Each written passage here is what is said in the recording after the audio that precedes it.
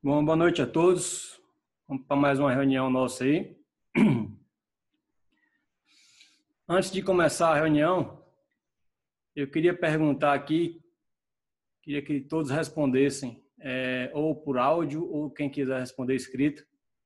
Queria perguntar aqui, diante de Deus, eu perguntar, quem pelo menos leu o capítulo? Eu li. Eu também li. Eu também. Eu não. Meu pai falou que Não foi seu pai, não. quer ligar a tela? Legal. Ok, então. A gente leu, nós três. Beleza, então vai ter reunião.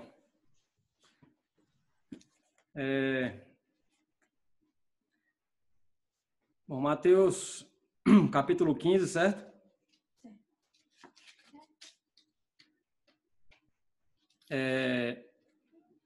Alguém quer fazer algum comentário? Alguém quer começar? Alguém quer falar alguma coisa?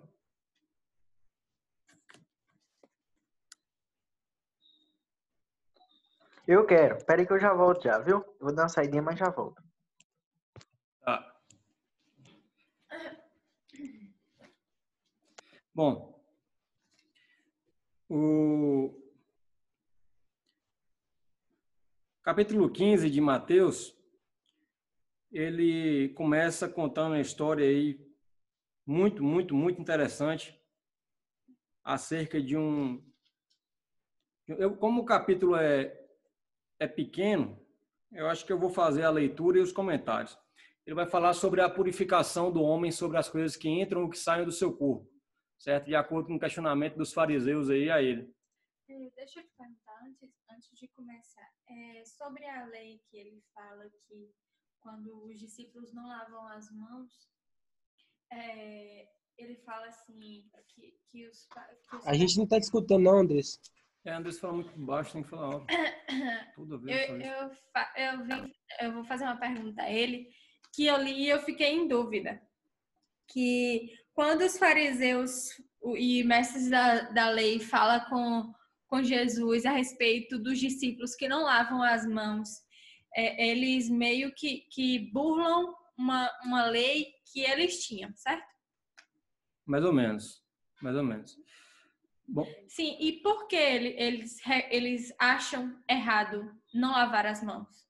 É isso que eu queria saber. Essa pergunta foi uma pergunta excelente para a gente começar a discussão, porque a gente vai aqui aprender como que a gente vai a melhor forma de a gente estudar a Bíblia, a melhor forma de a gente compreender o que a Bíblia quer dizer. Então, primeiro eu vou ler o texto de Mateus aqui, essa parte, rapidamente, depois eu vou para responder a pergunta de Andressa. Mateus capítulo 15. Então vieram de Jerusalém a Jesus alguns fariseus e escribas e perguntaram: por que transgridem os seus discípulos a tradição dos anciãos, pois não lavam as mãos quando comem? Ele, porém, lhes respondeu: por que transgredis vós também o mandamento de Deus por causa da vossa tradição? Porque Deus ordenou: honra teu pai e a tua mãe, e quem maldisser a seu pai ou a sua mãe esteja punido de morte. Mas vós dizeis: se alguém disser a seu pai ou a sua mãe, é oferta ao Senhor aquilo que poderias aproveitar de mim, esse jamais honrará seu pai ou a sua mãe. E assim invalidastes a palavra de Deus por causa da vossa tradição. Hipócritas, bem profetizou Isaías a vosso respeito, dizendo: esse povo honra-me com os lábios, mas o teu coração está longe de mim. E em vão me adoram, ensinando doutrinas que são preceitos de homens. E tendo convocado a multidão, lhes disse: primeira parte, vou falar sobre essa parte aí. Bom, o que acontece aqui? Alguns fariseus e escribas, que são aqueles mestres da lei, perguntam a Jesus por que os discípulos de João e os discípulos dele, quer dizer, por que os discípulos de Jesus não lavavam as mãos antes de comer, ao passo que os discípulos dos fariseus, os discípulos de João, discípulos de João não, aqui é outra coisa, é no jejum do João, porque os discípulos dos fariseus lavavam as mãos, por que os de Jesus não lavavam? A gente tem que lembrar aqui do contexto que em todo momento os fariseus estavam querendo encontrar algum motivo para acusar Jesus de ser um herege, de ser um mentiroso, de ser alguém que estava fazendo as coisas por parte do demônio. E toda oportunidade que eles tinham, eles questionavam. Só que Jesus, obviamente, como Deus e como sabedor de todas as coisas, sempre respondia esses questionamentos à altura e de uma forma a enquadrar esses fariseus que o questionavam. Então, que ele falou foi o seguinte: por que os seus discípulos transgridem a tradição dos anciãos?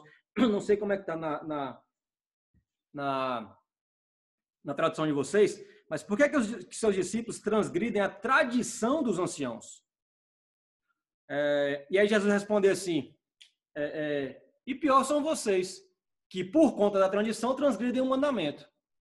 Jesus faz um contraponto para eles. Ou seja, Jesus já escancara aqui, na verdade, que os fariseus, eles estavam muito mais preocupados com a tradição que os judeus criaram do que com os mandamentos da lei de Deus relacionados ao amor.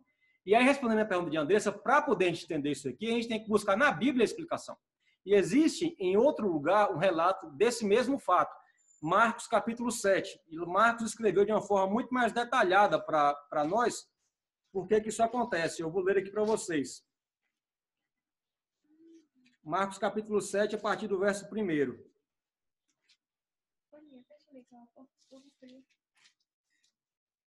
Marcos diz assim: ora, reuniram-se a Jesus fariseus e alguns escribas vindos de Jerusalém. E vendo que alguns dos discípulos dele comiam pão com as mãos impuras, isto é, por lavar, pois os fariseus e todos os judeus, observando a tradição dos anciãos, não comem sem lavar cuidadosamente as mãos. Quando voltam da praça, não comem sem se aspergirem. E há muitas outras coisas que receberam para observar, como a lavagem de copos, jarros e vasos de metal e camas. Interpelaram os fariseus e os escribas: por que não andam os seus discípulos de conformidade com a tradição dos anciãos, mas comem com as mãos por lavar? Respondeu-lhes Jesus: bem profetizou Isaías a respeito de vós, hipócritas, como está escrito: este povo honra-me com os lábios, mas o teu coração está longe de mim. E em vão me adoram, ensinando doutrinas que são preceitos de homens, negligenciando o mandamento de Deus, guardais a tradição dos homens. E diz-lhes ainda: jeitosamente rejeitais o preceito de Deus para guardardes a vossa própria tradição. Pois Moisés disse: honra seu pai e a sua mãe, e quem maldisser a seu pai ou a sua mãe seja punido de morte. Vós, porém, dizeis: se o homem disser a seu pai ou a sua mãe, aquilo que poderias aproveitar de mim é corbã, isso é, oferta para o Senhor, então o dispensais de fazer qualquer coisa em favor de seu pai ou de sua mãe, invalidando a palavra de Deus pela vossa própria tradição, que vós mesmos transmitistes, e fazeis muitas outras coisas semelhantes. Ou seja, juntando os dois textos, o que a gente vai entender? A tradição dos judeus, ou seja, Moisés passou para os judeus uma lei, certo? Dada por Deus, lei moral, lei cerimonial e lei civil. Lei moral é o quê? São os mandamentos, os 10 mandamentos acerca de como o ser humano deve se comportar com o seu próximo e diante de Deus. A lei civil é a lei acerca dos crimes. Quem adulterar, cometer um crime, vai ser apedrejada. Quem roubar, vai ter a mão arrancada, etc, etc, etc. Ou seja, qualquer transgressão civil tinha uma lei para ser punido, como as leis que a gente tem civis até hoje. E tinha as leis cerimoniais, que eram as leis dos cultos, né? De como os cultos deveriam acontecer, de como as ofertas deveriam ser oferecidas, os sacrifícios, como que era feito sacrifício para cada situação, etc. Ao longo dos anos da história de Israel, depois de Moisés, muito depois, foram se criando tradições, certo? Por exemplo, não é uma lei que as pessoas só possam tomar a sua refeição em casa depois que o mais velho da casa sentar e começar. Porém, muitas famílias guardam essa tradição. Muitas famílias guardam a tradição de que os mais novos só podem levantar da mesa depois que os mais velhos terminarem e levantarem também. Isso é uma tradição, isso não é uma lei. A mesma coisa aqui. Os judeus e os fariseus criaram a tradição que eles não comiam, em hipótese alguma, sem lavar as mãos, e eles não comiam sem... se eles voltassem da rua, eles tinham que aspergir, ou seja, em outras palavras, tinham que tomar banho para depois se alimentar. Ou seja, você chega da rua e quer comer um pãozinho com manteiga, primeiro você tem que ir, se lavar, se purificar para depois comer. Essa era a tradição que os anciãos dos judeus determinavam. E aí eles viram que os discípulos de Jesus não faziam isso, porque Jesus também não fazia. Talvez esses judeus, discípulos de Jesus, até fizessem antes, mas quando começaram a conviver com Jesus, o mestre, o Filho de Deus, viram que isso não era uma exigência, eles deixaram de fazer. E onde é que está o ensinamento aqui? Porque Jesus diz assim: olha, vocês estão muito mais preocupados em manter as tradições que vocês inventaram do que de exercer os mandamentos que vieram da parte de Deus. Ou seja, vocês estão se dedicando muito mais em ensinar preceitos de homens do que obedecer aos mandamentos de Deus. E muitas vezes a gente vê isso acontecer até hoje, de forma que a gente, não é a Igreja Assembleia de Deus que eu estou falando, que é a que a gente faz parte, mas qualquer igreja, várias igrejas, todas as igrejas, na verdade, muitas vezes se apegam mais a doutrinas humanas, usos e costumes. O pastor está sempre falando isso, que a igreja muitas vezes se apega muito mais aos usos e costumes da igreja do que a própria lei de Deus, do que o próprio exercício do amor, do que o próprio purificação do interior. Se apegam muito mais à purificação do exterior. Ou seja, estão muito mais preocupados em ensinar preceitos de homens do que de Deus. E esse é o ensinamento de Jesus. Fariseus, isso aí não vale nada para vocês.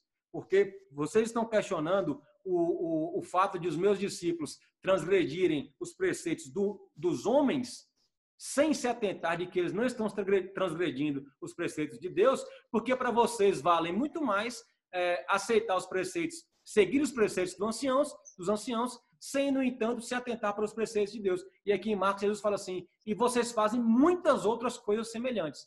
Lembra? Aliás, nós não chegamos nisso ainda não.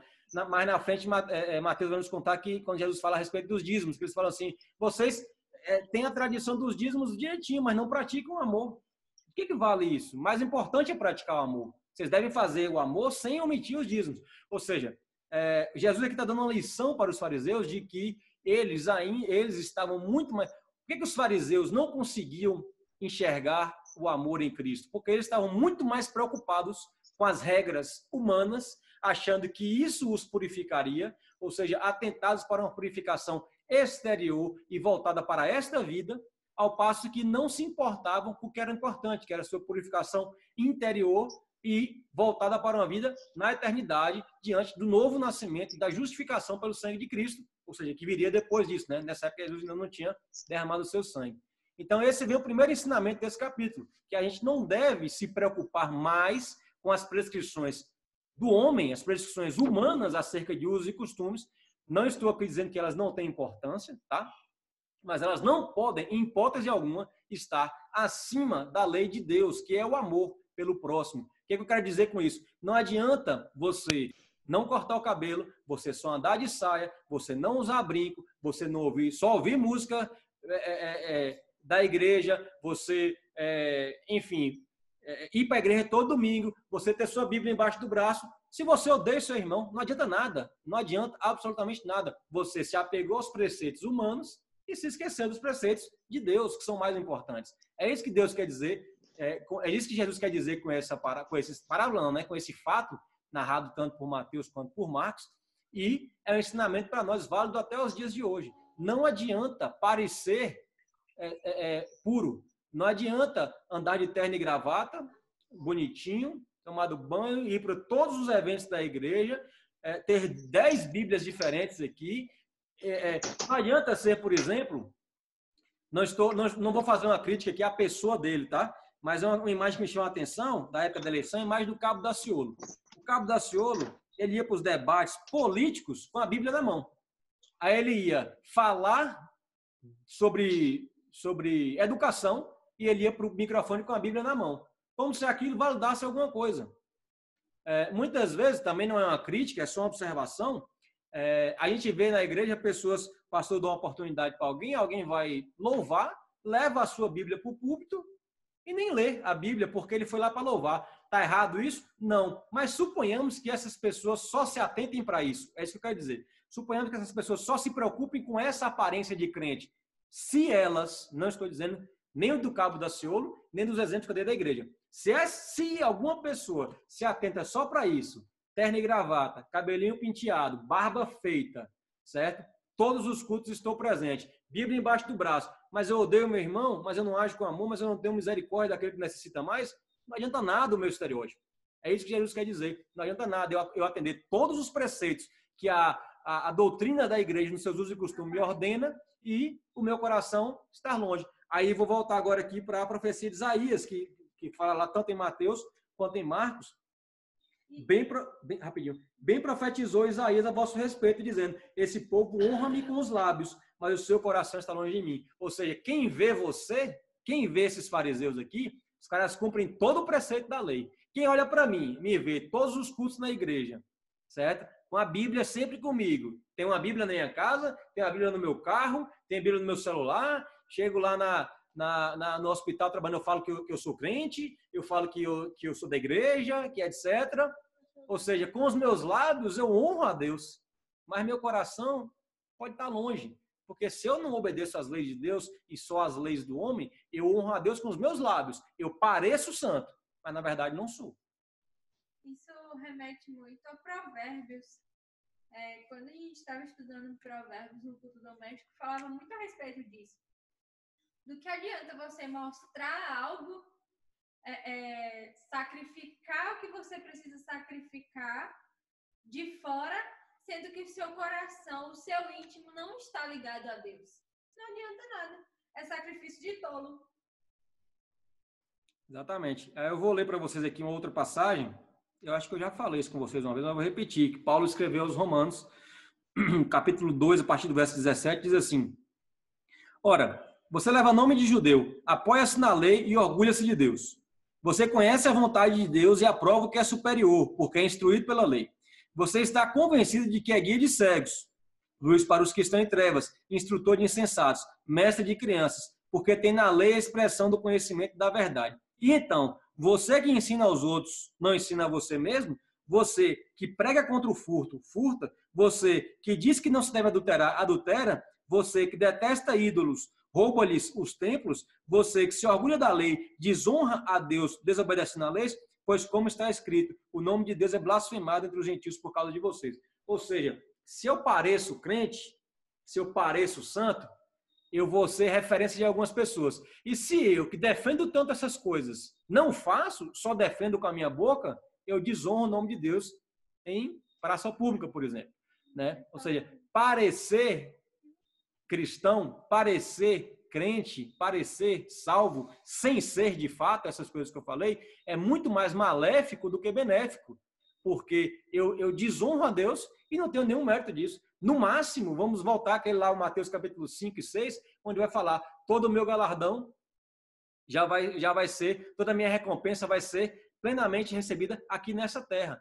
Ou seja, o nosso foco, que é uma recompensa, não recompensa, né, mas uma graça de Deus acerca da vida eterna, ele não vai ter nenhuma relação com essas coisas todas, se o meu coração não for realmente transformado. Se eu parecer todas essas coisas e não for nada disso. Alguém mandou alguma coisa. Acho que foi isso.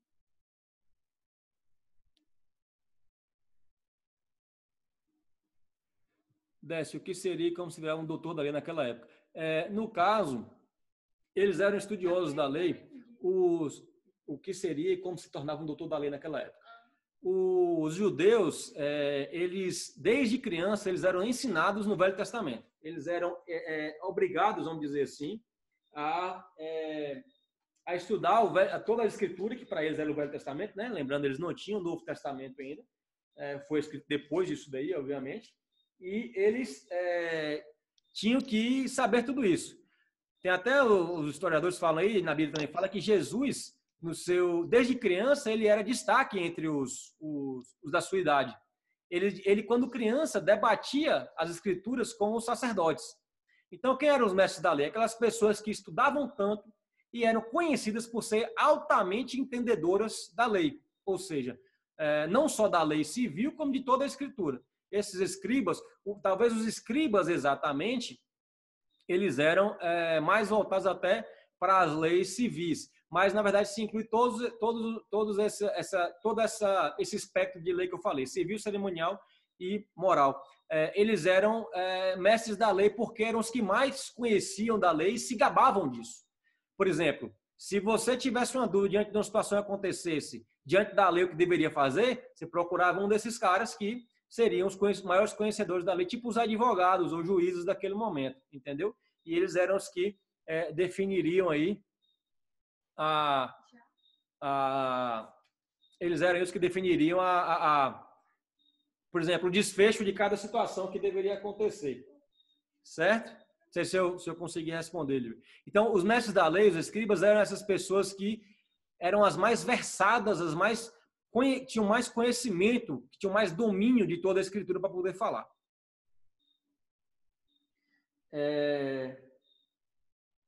Mais algum comentário aí, não? Sobre essa primeira parte? Sobre o assunto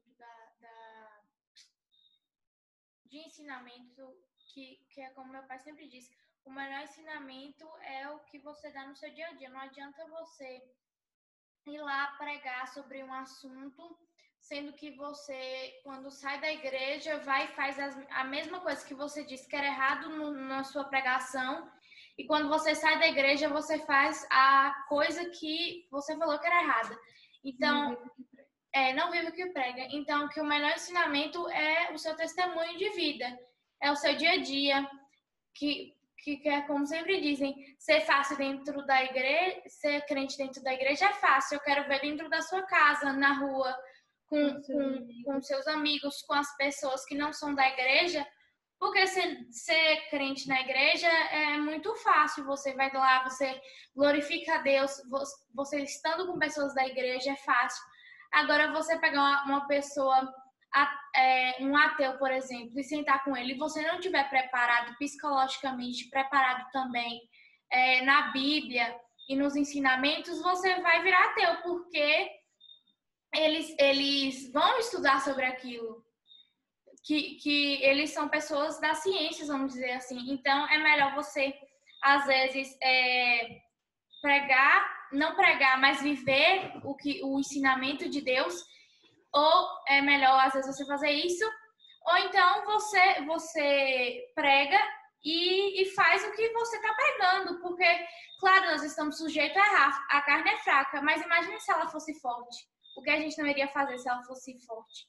Se a carne é fraca e a gente peca tanto, imagine se ela fosse forte, né? Então, que às vezes deveríamos ter muito cuidado com o que a gente fala, porque não adianta você falar e não fazer o que você fala. Faço o que eu digo, mas não faço o que eu faço. Essa é uma das formas que nós temos de confrontar uma pregação, por exemplo, ou um pregador. A Bíblia nos encoraja a filtrar as coisas que a gente ouve, né, e reter o que é bom. E uma das coisas que nos ajuda a avaliar, vamos dizer assim, as palavras que a gente ouve na igreja se a gente souber, né, não é julgar, mas se a gente souber, obviamente que o pregador cristão verdadeiro, ele tem que viver o que ele fala, né? Ele tem que viver o que ele fala. Tem uma frase que é atribuída aí, ninguém sabe se é de verdade, mas é atribuída a São Francisco de Assis, que é uma frase que diz assim: ao pregar, se necessário, fale. O objetivo dessa frase, obviamente, é dizer que o seu dia a dia, a sua vida em comunidade falam tanto acerca do Evangelho, devem falar tanto acerca do Evangelho, quanto o momento em que você pare para falar sobre o Evangelho, tá? Eu até acho que eu já usei bastante essa frase, inclusive, mas hoje eu tenho algumas restrições, porque quando você diz ao pregar, se necessário, fale, denota de que falar talvez não seja necessário. Quando pregar, precisa falar. Porque, por exemplo, a pessoa pode olhar para você e ver você uma pessoa muito boa, uma pessoa maravilhosa, tal, mas ela precisa saber, e você precisa falar quando for a ocasião, de que você é assim por causa de Jesus, não é por você. Para que ela entenda qual é a solução ou qual é a fonte de transformação de vida que a gente pode ter. Nenhum de nós é capaz de ser bom por conta própria, né? Então, ao pregar, é necessário falar, mas a sua vida diária, o seu exemplo, o seu testemunho são tão importantes quanto você chegar e falar de Deus para as pessoas, falar de Cristo para as pessoas. Certo? Dando continuidade aí, ainda no mesmo texto, né? Depois que Jesus fala assim: honra-me com seus lábios, mas o coração está longe de mim. Em vão me adoram, ensinando doutrinas que são preceitos de homens. Ou seja, é aquilo que a gente falou, né? Você se preocupa mais em ensinar, se atenta mais para os preceitos de homens do que para o que deveriam ser de fato, que são os preceitos de Deus. Verso 10. E tendo convocado a multidão, ele lhes disse: ouvi, aqui vai para a segunda parte do texto, que é o segundo ensinamento. Ouvi e entendei. Não é o que entra pela boca o que contamina o homem, mas o que sai da boca. Isso sim contamina o homem. Não vou ler todo esse texto aqui não, mas o que Jesus quer dizer aqui é o seguinte: o fato... Oi. O fato de Jesus estar, o fato de os discípulos de Jesus estarem comendo sem lavar as mãos não os tornava impuro por estar transgredindo aquela lei, aquela tradição dos anciãos. Na verdade, o que tornava puro não era o que estava no coração dessas pessoas. Então, não é o que entra na minha boca que me torna puro, e sim o que sai. Não é uma coisa que eu possa comer que me faz pecar. Mas, por exemplo, se eu como alguma coisa com um desejo alterado no meu coração, aí eu vou estar pecando, porque na verdade o que está pecando não é a comida que eu estou comendo, e sim o que está me movendo a fazer isso, ou seja, o que está no meu coração. Eu vou ler para vocês aqui da forma como Marcos escreve esse mesmo fato, que também achei mais completa. Falta uma coisa que eu não falei aqui, ainda no texto anterior. Eu vou aproveitar, tem 4 minutos aqui de gravação, e eu vou aproveitar para falar sobre isso. Isso que ele fala aí sobre honrar o pai e mãe. Qual é o exemplo que ele fala? É só um dos exemplos que ele fala dos fariseus, tanto que no final do texto ele diz assim, semelhantes a essas coisas, vocês fazem muitas outras coisas. O que acontece? Moisés deu a lei de que nós devemos honrar o pai e a mãe. O judeu tinha obrigação, ele era sustentado pelo pai e pela mãe enquanto ele era criança, e depois que ele se tornava adulto e o seu pai e sua mãe se tornavam idosos, sem condições de trabalhar, o judeu tinha por obrigação sustentar o pai e a mãe dele financeiramente, psicologicamente, de carinho e etc. E aí, o que os judeus começaram a fazer? Eles criaram a Corban. A Corban, que é o que fala no livro de Marcos aqui, é o seguinte: bom, o dinheiro que eu tinha que dar para meu pai e minha mãe para ajudar eles financeiramente, eu dou de oferta na igreja. Eu dou de oferta para o sacerdote. Ou seja, se eu pegar o que eu deveria dar aos meus pais e der ao sacerdote, isso significa que eu estou isento de ajudar meu pai e minha mãe. Com isso, ele gastava menos dinheiro. Então, os judeus começaram a fazer isso, porque criaram essa tradição humana e sobrepuseram a tradição humana de que se o dinheiro que eu iria dar para os meus pais eu der na igreja, eu estou isento de...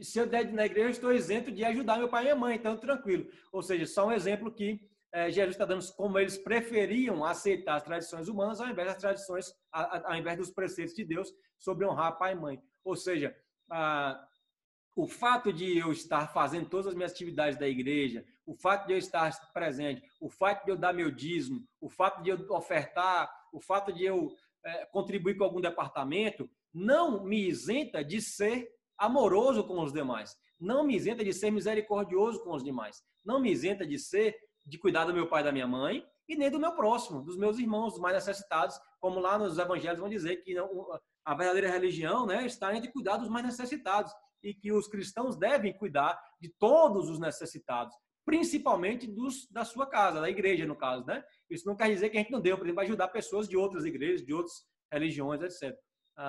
Uma coisa é você contribuir com a obra de Deus, beleza, uma coisa é você contribuir com a obra de Deus, e outra coisa separada é você ser amoroso e servir aos seus irmãos, como Cristo também fazia. São duas coisas separadas e as tradições humanas que eles estavam fazendo, eles estavam colocando acima das tradições de Deus, de forma que eles se isentavam e isentavam aqueles que faziam contribuir com a igreja de ter que contribuir com seus pais. Certo? Eu vou finalizar. Alguém quer comentar isso aí, não? Certo. Eu vou finalizar aqui a reunião que está acabando e aí eu vou abrir outra, no mesmo esquema de sempre.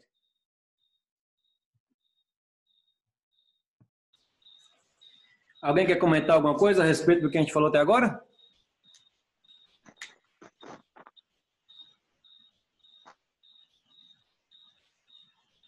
Beleza, então vamos continuar aí, né? Tendo convocado a multidão, lhes disse: ouvir e entender, não é o que entra pela boca e o que contamina o homem, mas sim o que sai da sua boca, isso contamina o homem. Então, aproximando-se deles, se disseram: sabes que os fariseus, ouvindo a tua palavra, se escandalizaram? Ele, porém, respondeu: toda planta que meu Pai Celestial não plantou será arrancada. Aí Jesus está voltando aí sobre lá a parábola do semeador, lembra? Sobre o trigo quem plantou foi Deus, mas o joio quem plantou foi seu adversário, foi Satanás. Mas no dia da colheita, os ceifadores virão, as árvores que não foram plantadas por Deus serão arrancadas e lançadas ao fogo, né? Lembra daquela palavra lá que a gente já discutiu no capítulo 13.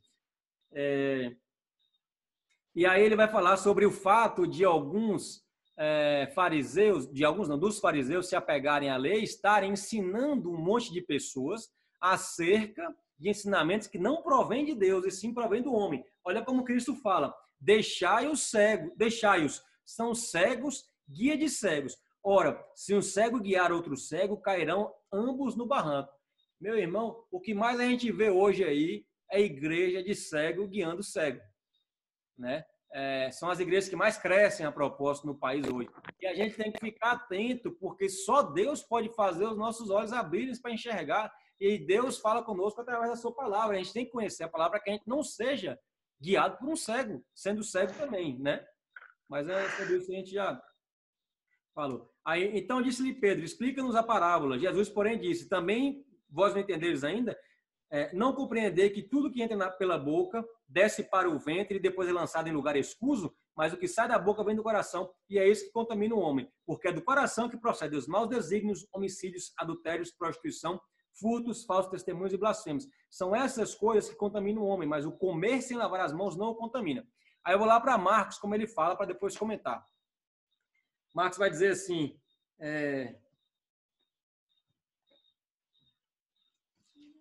convocando ele de novo a multidão, disse-lhes, verso 14, ouvi-me todos e entendei, nada há fora do homem que, entrando nele, o possa contaminar, mas o que sai do homem é o que o contamina. Se alguém tiver ouvidos para ouvir, ouça.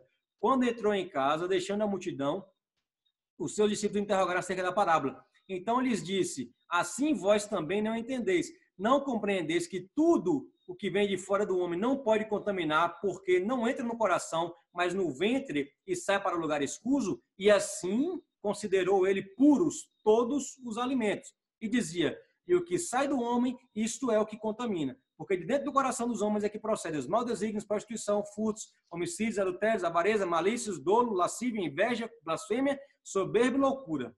Ora, todos esses males vêm de dentro e contaminam o homem. O que Jesus quer dizer aqui?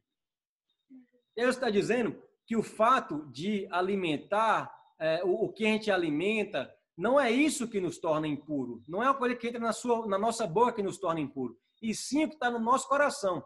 Aí alguém vai dizer assim, então o fato de eu tomar umas cachaças aí, de eu fumar uma maconha aí, não me torna impuro, porque nada que entra que sai de fora do corpo para dentro do corpo pode me tornar impuro, porque ele entra no corpo e depois é lançado para o lugar escuso. É isso que Jesus quer dizer? Jesus quer dizer isso, mas Jesus diz muito mais do que isso. Ele diz que o que torna alguém impuro é o desejo do seu coração, seja pela comida ou seja por qualquer outra coisa. Então a pergunta é, alguém pode ter um bom desejo em, por exemplo, fumar uma maconha, em usar uma droga? Alguém pode ter o desejo de engrandecer a Deus fazendo isso? Creio que não. Portanto, se o desejo é guiado por suas vaidades e seus prazeres carnais e os seus descontroles, se é algo que te domina e te torna viciado naquilo, se é algo que toma o lugar de Deus na sua vida, obviamente que isso é algo que torna o impuro, porque do seu coração procedem desejos impuros por uma coisa que te domina e que não glorifica o nome de Deus na sua vida. Não sei se eu fui claro. Portanto, um alimento que eu coma não pode me tornar impuro se não houver no meu coração um desejo que me torne impuro. O pecado, muito mais do que no fazer, está na intenção de fazer, né? Para qualquer coisa, Só que tem algumas coisas, como eu acabei de citar um exemplo, que não tem como ter boa intenção. Ninguém pode ter boa intenção e ficar doidão, dominado por uma droga que tira o seu bom senso e o seu domínio próprio, por exemplo. Não pode haver glorificação do nome de Deus nisso daí, numa coisa como essa. E a mesma coisa é ficar bêbado, exatamente. Certo? Então, o que Cristo quer dizer é que nenhum alimento como Marcos escreveu, Cristo, com essa declaração, torna puros todos os alimentos em si. Mas, por exemplo, se eu sou viciado em chocolate, sou diabético, sou obeso, tenho colesterol alto, não devo comer diabetes por minha saúde, ou não devo comer chocolate por minha saúde, por causa da minha doença, mas eu não consigo me controlar, o meu desejo descontrolado por uma coisa, o meu vício por uma coisa, Isso me tornou impuro. Não foi aquele chocolate em si que eu comi que me tornou impuro, mas foi o motivo que me levou a comer, que é fruto de uma falta de domínio próprio, uma falta de temperança, uma falta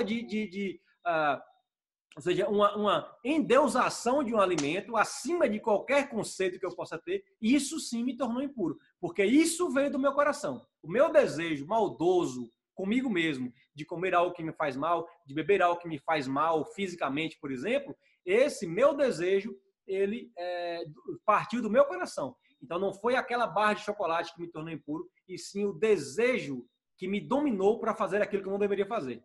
Não sei se deu para deixar claro aí, se alguém discorda, alguém quer fazer alguma pergunta, etc. Não, porque a falta de controle não é visto, então. Estão ouvindo ou não? Oi, Lívia. Estamos. Eu sei se tinha terminado já. Fala. Ninguém quer falar. Não, porque a falta de controle leva ao vício, e o vício é um pecado, né? Então, não tem como a gente agradar a Deus tendo um vício. Lívia tinha falado alguma coisa aí no chat aí, eu não tinha visto, só vi agora. Algum comentário, Lívia? Não é nada não, já passou. O João me explicou aqui. Ah, beleza. Então vamos seguir.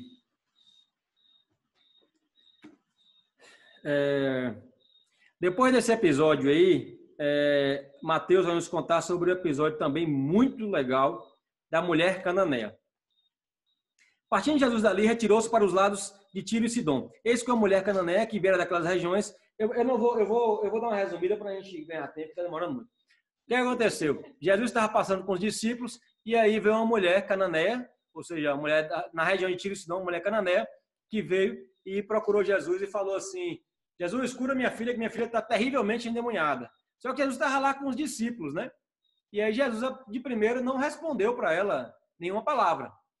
Aí ela fala: Jesus, pelo amor de Deus, cura aqui minha filha, cura aqui não. Minha filha está lá em casa endemoniada, cura ela, pelo amor de Deus. Aí Jesus fala assim: na verdade te digo que não vim eu, senão para as ovelhas perdidas de Israel. Aí ela vai e insiste de novo. Aí Jesus... eu vou chegar lá. Aí Jesus diz assim, aí os discípulos dizem assim: Jesus, libera logo ela aí, porque ela vai ficar enchendo um saco da gente aqui atrás da gente. Aí Jesus fala assim, ela pede: Jesus estava lá com os discípulos, aí ela: Jesus, cura a minha filha que está endemoniada. Aí Jesus diz assim: não é justo tirar o pão da mesa e dar aos cachorros. Aí ela vira e fala assim: mas até os cachorrinhos, cachorro não, é cachorrinhos, porque nesse contexto aqui, cachorrinho é como o cachorrinho de estimação, cachorrinho domesticado. Aí a mulher fala assim: Jesus, mas até os cachorrinhos comem das migalhas que caem da mesa dos seus senhores. Aí Jesus fala assim: grande é a sua fé, mulher. Aí naquele momento a filha dela foi curada, e a Bíblia diz que quando ela chegou em casa a filha estava curada.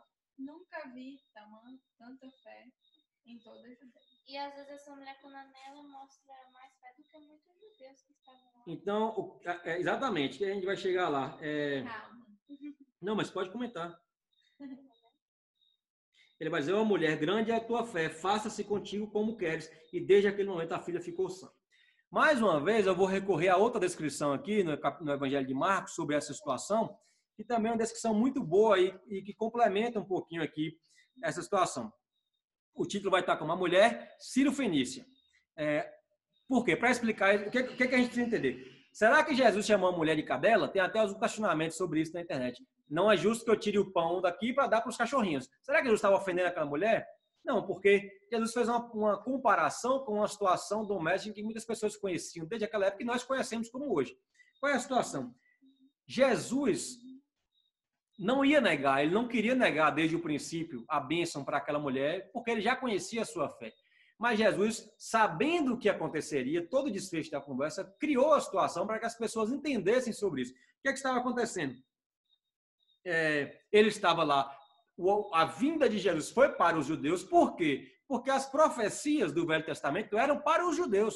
As profecias de um Messias para salvar eram para os judeus. Mas aí Jesus está dizendo o quê? Que ele veio, em Marcos vai dizer assim, deixa primeiro que se fartem os filhos, porque não é bom tomar o pão dos filhos e lançar aos cachorrinhos. Jesus fala assim, eu estou aqui pelos judeus. Aí a mulher diz assim, Jesus, então beleza, você pode dar comida para os filhos, mas o que sobrar aqui da migalha, eu sou a cachorrinha, eu quero pegar, porque eu sei que isso é suficiente para mim, para matar a minha fome. Certo? Então, Jesus faz, por causa dessa palavra, pode dizer, o demônio já saiu da sua filha. Voltando ele para ela para casa, a menina achou sobre a cama, pois o demônio ia deixar. O que é que eu entendo dessa passagem? A vinda de Jesus profetizada, de fato, foi para os judeus. Então, o que ele diz é isso. Só que Jesus aqui já começa a alertar aos judeus de que eles não estavam comendo desse pão que Deus tinha reservado para eles. Será que os judeus não estavam como crianças em que você quer dar a comida, o cachorro está do lado, a criança está com a comida na mesa, na hora que o pai vira as costas, ela pega a comida e bota embaixo do cachorro comer? Será que os judeus não estavam fazendo isso? Será que os judeus não estavam se aproveitando dessa situação, desfazendo do seu privilégio de ser nação escolhida por Deus, desprezando o pão que Deus dava para eles? No caso aqui, não estou falando necessariamente do alimento. Então, Jesus começa a alertar o povo de que ele sabia que isso estava acontecendo e de que aqueles que não eram Israel receberiam as migalhas. A grande questão é que essa mulher, não sendo israelita, Marcos vai explicar para a gente aqui, ó. Por que é importante dizer a região da mulher? Porque o acontecimento e as palavras de Jesus só fazem sentido se a gente considera que essa mulher não era uma mulher judia. Vai dizer assim, ó. No entanto, pois uma mulher cuja filhinha estava possessa de espírito imundo, tendo ouvido a respeito dele, veio e prostrou-se aos seus pés. Essa mulher era grega, de origem sírio-fenícia, e rogava-lhe que expelisse da sua filha o demônio. Ou seja, não era uma judia, não era um israelita que estava ali pedindo isso. Era alguém que supostamente... exatamente, ela adorava, antes adorava outros deuses, mas ela ouviu falar de Jesus e creu. Bastou ela ouvir falar do que Jesus estava fazendo. Ela falou assim, eu creio que esse pode salvar minha filha. Vou atrás dele, prostrou-se aos pés dele, coisas que os judeus que estavam fazendo, que estavam acompanhando dia para dia, talvez não estavam fazendo. Então... É a mesma coisa daquela mulher que lança o perfume nos pés de Jesus e muitas pessoas julgam ela e Jesus fala assim, quantas vezes eu entrei na sua casa e você não fez isso? Pois é. Ela não parou de beijar os meus pés desde a hora que eu cheguei. Pois é, então assim... Nós, quem somos nós nessa parábola, do ponto de vista de origem? Nós não somos judeus, né? Não somos descendentes de judeus. Portanto, nós somos os cachorrinhos que aproveitamos das migalhas. Mas, muitas vezes, o que nós fazemos é rejeitar até as migalhas. Até as migalhas que caem, que hoje não são mais migalhas, porque a partir daí, a multiplicação dos pães, eu acho que é até uma coisa simbólica a respeito disso, chegou a todas as nações. E nós nos alimentamos hoje fartamente, porque o pão não está mais reservado só para os filhos de Israel de sangue. A aliança se transformou numa aliança da promessa. Não, tanto que Paulo vai escrever aos Romanos, ele vai falar que o reino de Deus, e no caso o povo de Deus, não são descendentes de Israel pelo sangue, e sim, não são descendentes de Abraão pelo sangue. Não são os descendentes daqueles que têm na sua árvore genealógica Isaac, que foi o fruto da promessa. Mas, na verdade, são os descendentes de Abraão pela promessa, pela fé. Foi a fé de Abraão que o tornou justo e da mesma fé que foi revelada a nós depois de Cristo, que também é capaz de nos justificar.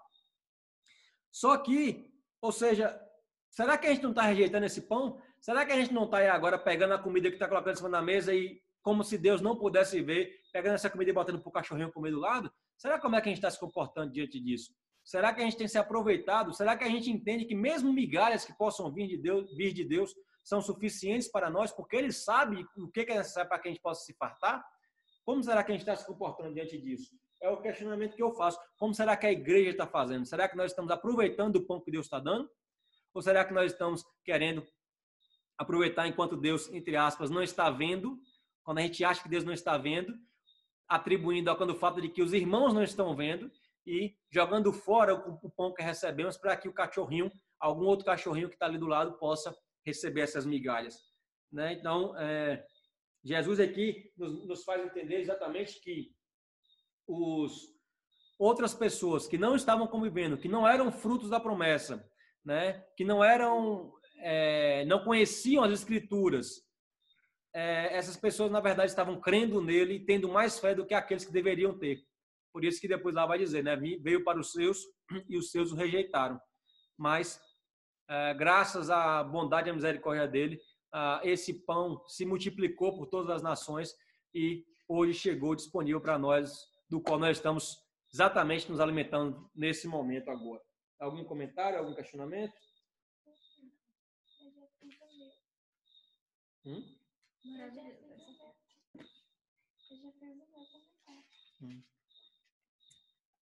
Beleza, então podemos seguir, né? Depois disso aí vai contar que Jesus volta para a Mar da Galileia, cura muitos enfermos, tal. Nenhuma novidade acerca do Jesus que nós já conhecemos. Mais uma vez Jesus fazendo as pessoas entenderem que ele era Deus através da manifestação dos seus milagres. Eu reitero aqui que não era o foco de Jesus principal fazer milagres. Fazer milagres era a forma como Jesus, vamos dizer assim, fazia aquelas pessoas crerem que ele era o Deus, né? Eu estava conversando com o André ontem sobre isso. É justo que aquelas pessoas que não tinham Jesus revelado precisassem ver coisas desse tipo para que crescem que ele era o Cristo. Porque muitos já haviam aparecido naquele momento, dizendo ser o Messias prometido. Mas talvez não seja a mesma coisa que a gente deve esperar. Com isso, eu não quero dizer que Jesus não faz milagre. Claro que Jesus faz milagre. Eu bem sei que Jesus faz milagre da forma como ele quer. Mas nós não podemos nos enquadrar no povo pré-cruz que precisavam desse tipo de coisa para validar o poder de Cristo. Se a gente depender de ver essas coisas para que a gente crê em Cristo, algo está errado no meu entendimento. Mas Cristo continua fazendo milagres, porque ele vive e faz conforme a sua vontade para a honra e glória do nome de Deus, sendo este sempre o seu principal objetivo, glorificar o nome do Pai e também, por tabela, alimentar a nossa fé. Mas que a gente não precise, que a gente não consiga se alimentar somente disso, tá? A gente vai ver mais na frente lá, quando Jesus vai justamente questionar isso. Olha, será que vocês estão me seguindo só porque eu multiplico os pães? Mas vai chegar o capítulo que a gente vai falar sobre isso. E aí vai chegar justamente o fato da segunda multiplicação de pães, em que Jesus chega lá, está mais uma vez no deserto e se compadece daquele povo que está ali acompanhando ele. Porque fala assim, oh, já tem 3 dias que esse povo está me seguindo, eles permanecem comigo e não tenho o que comer. E agora, eu vou dispensar esse povo, eu estou com... Quer dizer, estou usando aqui as minhas palavras, né? Jesus não falou assim. Esse povo aí vai, na hora que eles forem para casa, alguns vieram de muito longe, eles vão acabar morrendo de fome no deserto, porque não vai dar tempo de chegar em casa para comer. E, obviamente, que Jesus não estava preocupado com o que ele ia fazer, porque Jesus já tinha em mente, obviamente, que Jesus já sabia o que ia fazer, né? Aí os discípulos falam assim, como é que a gente vai dar pão para essa quantidade de gente aí aqui no deserto? De onde é que a gente vai achar pão? Aí Jesus, mais uma vez, pergunta, quantos pães vocês têm? Aí eles vão dizer, nós temos 7 pães e alguns peixinhos. Jesus, dá aí o pão aí. Aí vai e repete o mesmo feito. Pega o pão, leva o céu, dá a graça, reparte aos discípulos, esses repartem à multidão, todos comem, se fartam e sobram 7 cestos cheios de comida ainda, depois que todos se fartaram. E aí vai dizer que os que comeram eram 4.000 homens, além de mulheres e crianças. Como a gente falou, 4.000 famílias. E tendo despedido as multidões, Jesus entrou no barco e foi para o território de Magadã. Deixa eu ver se aqui no Evangelho de Marcos tem alguma coisa, que eu não estou me lembrando agora se tem alguma coisa acrescentada. Eu comecei no capítulo 8. Décio. A mesma coisa. Oi. É porque um dia eu estava conversando com o João e a gente tinha pensado o seguinte, em questão disso, da multiplicação, será que não pode ser interpretada que, no caso, o que Jesus saciou da multidão foi tipo uma sede, uma fome de conhecimento? Não, porque ele está falando aí o seguinte, ó, as pessoas vão para, eu vou liberar essa galera vai para o deserto, vai para casa e vai morrer no caminho, porque eles não vão ter o que comer no caminho. Então, eu entendo que não é realmente alimentação de conhecimento. Nesse caso, ele se refere exatamente a uma alimentação, comida mesmo, comida, né? Porque ele está preocupado com durante o caminho. Deixa eu ver, não sei se é em Mateus que fala isso, mas em Marcos, às vezes eu estou falando como se falasse em Mateus, mas é que eu li os dois, eu não posso estar confundindo agora. Ele vai dizer aqui, ó, verso 32. Há 3 dias que me permanecem comigo e não tenho que comer, e não quero despedi-las em jejum, para que não desfaleça pelo caminho. Ou seja, Jesus, na verdade, estava preocupado com a comida mesmo deles, entendeu? O fato deles estarem lá e não ter comida para eles comerem, e aí Jesus vai e multiplica os pães para que eles possam se alimentar, os pães e peixes para que eles possam se alimentar. E aí eu fiquei questionando, isso aqui, pessoal, eu não sei se... Vou falar uma coisa da minha cabeça que eu fiquei pensando. Na primeira multiplicação dos pães, deixa eu só ver uma coisa aqui antes de falar.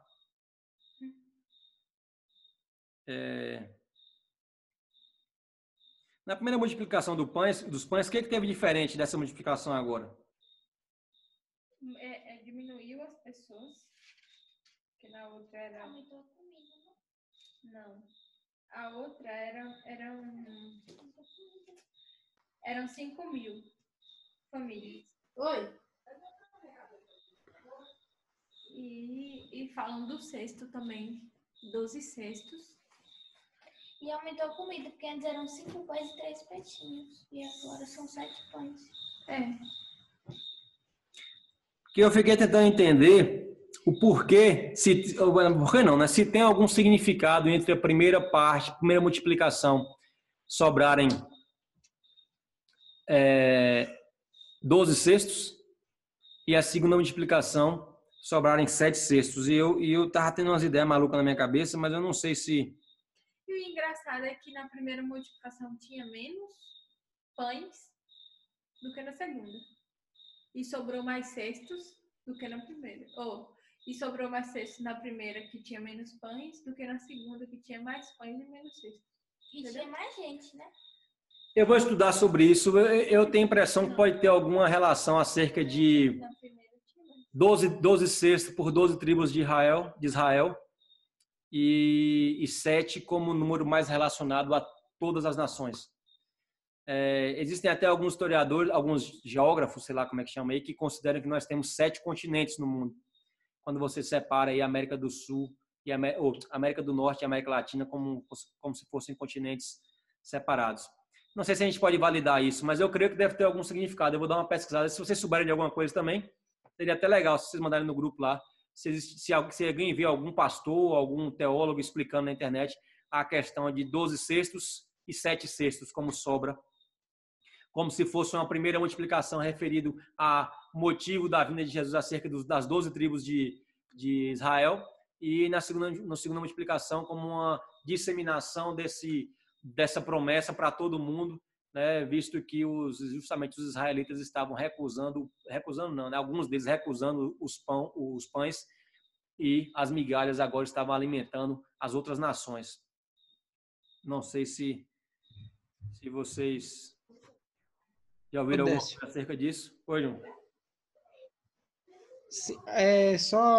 Eu sei que você falou aí que talvez não tem nada a ver, mas só explicando a analogia que a gente fez, talvez faça algum sentido explicando melhor, que a gente pensou assim, na questão de ser pouco alimento para muita gente, seria a questão da palavra de uma pessoa para meio que suprir a necessidade de todos. E a questão da alimentação, quando você falou essa questão do deserto aí, que eles poderiam no caminho acabar falecendo.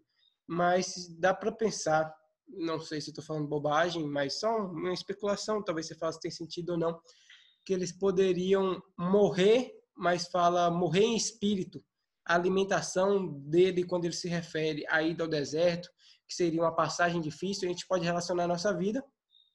A alimentação de Jesus para essa passagem no deserto seria uma alimentação em espírito para uma passagem em um lugar de extrema dificuldade. E a alimentação que talvez ele tenha feito seria uma alimentação no espírito para que não morresse o espírito daquelas pessoas, e sim mais a carne. Então, pensando nesse sentido aí do que a gente tentou fazer analogia, sabe? Entendi. Eu acho válido, João, assim, tentar fazer essas analogias, tal, não vejo problema nenhum. Assim, eu acho que nesse caso aqui, eu ficaria realmente com a situação de ser comida, porque o contexto fala sobre isso. O contexto nos conta acerca de fome, acerca de jejum, acerca de Jesus perguntar quantos pães eles têm, acerca de de saciar fome realmente física. Mas mas pão também se refere à palavra. Sim, mas aqui Jesus está falando sobre comida, sobre fome, sobre jejum, sobre eles irem para casa, sobre... porque, assim, é como se a gente fosse atribuir essa situação, é como se houvesse necessidade da presença de Cristo para que eles se alimentassem da palavra, entendeu? Para que eles se saciassem de conhecimento. Como se o Espírito Santo não pudesse atuar sobre eles quando não estivessem com Cristo. Ou seja, que quando Cristo também morresse, a fonte do alimento deles acabaria, esgotaria. Então, se a gente se afastasse da presença de Cristo, porque assim, aqueles discípulos, eles seriam despedidos do deserto, eles iriam para suas casas, mas espiritualmente continuariam alimentados, certo? Não dependeria da presença física de Cristo, vamos dizer assim, porque a Trindade atua em conjunto.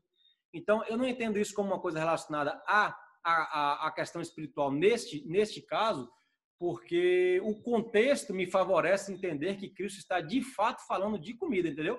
Não estou, assim, condenando a sua analogia, não. Eu acho válido, eu acho curioso. Assim, o fato de você tentar entender essas coisas de outra forma é muito válido, significa que você está querendo compreender a Bíblia, estudar, e o Espírito Santo realmente pode nos convencer de todas as coisas e tal, mas eu acho que a regra principal para a gente compreender...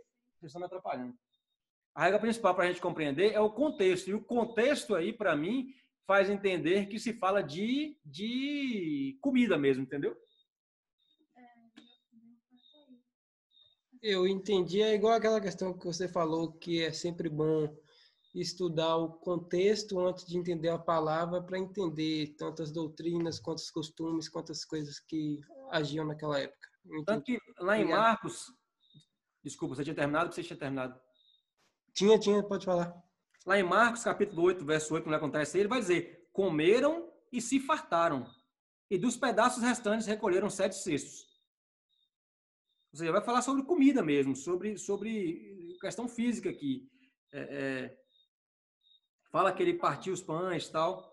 Então, eu acho que nesse contexto aqui, eu não entendo como se fosse uma analogia de Cristo, como se fosse uma parábola, como se fosse uma metáfora. Eu entendo como algo real, em que ele verdadeiramente multiplicou os pães de forma sobrenatural e milagrosa pela segunda vez para alimentar o povo que estava o seguindo, entendeu? Eu acho que pode ser das duas formas. Eu e a Aninha, a gente estava conversando aqui, aí ela foi e falou que não podia ser no sentido espiritual, porque eram 7 cestos, que só sobravam 7 cestos. Mas como o Décio falou, eu acho que meu pai pode responder também a respeito desses cestos, dos 12 cestos, dos 7 cestos. Se realmente for a respeito da quantidade de cestos, dos 7 cestos para os 7 continentes, os pães que estavam lá, quanto mais as pessoas iam pegando, mais multiplicação ia tendo. Porque o milagre de Jesus é isso. Era isso. Enquanto tivesse pessoas, os milagres iam acontecendo, os pães iam aparecendo, vamos dizer assim. O que eu quero dizer em relação a vocês é o seguinte: eu não acho que Jesus errou na conta, entendeu? Eu falei, rapaz, multipliquei mais do que deveria. Não acho que é essa a situação. Então, eu acho que deve ter algum contexto. Entenda o que eu quero dizer aqui, João, só para concluir a minha participação acerca disso. Eu não estou dizendo que você não pode fazer analogias no sentido de que você, além do que aconteceu, você fazer, por exemplo, uma metáfora que faça você ter um entendimento acerca disso. Se esse entendimento não for contrário à luz das Escrituras, não vejo problema nenhum. O que eu estou dizendo é assim, no meu entendimento, a narrativa do texto se refere a algo concreto, a algo de multiplicação concreta de pães para alimentação. Você pode fazer uma analogia a respeito da multiplicação dos pães para a questão espiritual? Claro que pode. O que eu estou querendo dizer é assim, eu não entendo que esse texto foi contado na Bíblia como se fosse uma metáfora. Ele de fato aconteceu. O que não impede de você fazer essa analogia, entendeu? Eu não sei se eu fui claro assim. Não estou dizendo que eu não acho que é válido uma analogia para qualquer situação da nossa vida. Se ela for pautada à luz das Escrituras, se ela não for uma exegese equivocada para satisfazer uma doutrina de homens, como a gente viu no começo do capítulo, ela é totalmente válida. Agora, o que eu quero dizer é que a narrativa de Mateus e Marcos aqui se refere ao fato concreto que aconteceu de fato de multiplicação dos pães. Entendeu? Entendi sim. Fala, pai. Falar sobre o que vocês querem mesmo? Sobre os 7 cestos ou os 12 cestos? Não, a gente estava falando assim, pastor, que na primeira multiplicação dos pães sobraram 12 cestos, na segunda multiplicação dos pães sobraram 7 cestos. E eu estava questionando, dizendo que eu vou estudar para ver se existe algum significado atribuído a isso, se alguém já teve alguma ideia acerca de, por exemplo, diferenciação entre 12 tribos de Israel e 7 cantos do mundo, ou 7 continentes, etc., acerca da graça de Deus que era restrita aos judeus, quer dizer, era restrita aos judeus, não, era prometida aos judeus, mas depois foi revelada a toda a humanidade, entendeu? Sim, na verdade, as narrativas parece que em uma multiplicação e a outra na outra multiplicação, né? Uma sobra 12 cestos e a outra sobra 7 cestos. É isso? Sim. Então, os 12 cestos e os 7 cestos parece que Jesus multiplicou mais do que o povo precisava. E, na verdade, o que sobra, que Jesus não pede para que não se perca nada, mostra que, geralmente, o ser humano ele vai instruindo aquilo que eles têm. Claro que os 12 cestos que sobraram têm a simbologia, talvez, lá das 12 tribos de Israel, os 7 que sobraram, talvez tenha alguma lição sobre a perfeição de Deus, mas, na verdade, o que sobra aí não foi um milagre que Jesus fez, mais do que o que o povo precisava. Talvez seja que o povo foi com muita fome, muita sede ao ponto de pegar mais do que o que necessitava e acabou sobrando. E nós vemos isso no nosso dia a dia.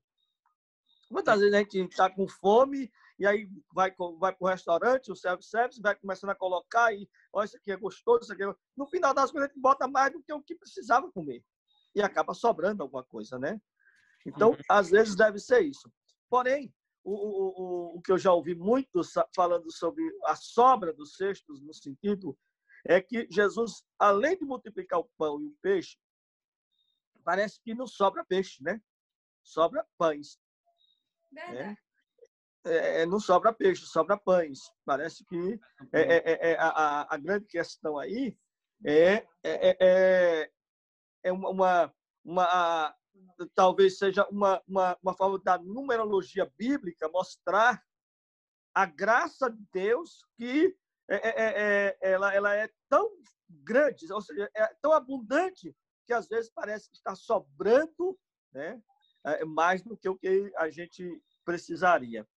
E o que o povo lá no Velho Testamento traz a questão do maná. Deus dizia ao povo, olha, pegue só o tanto certo diário. E alguém ainda pegava mais do que isso, ao ponto de que se descobriu que se pegasse mais, no outro dia não prestava, estava podre, cheio de bicho. Mas, na sexta-feira, o povo podia pegar o suficiente para sobrar no sábado.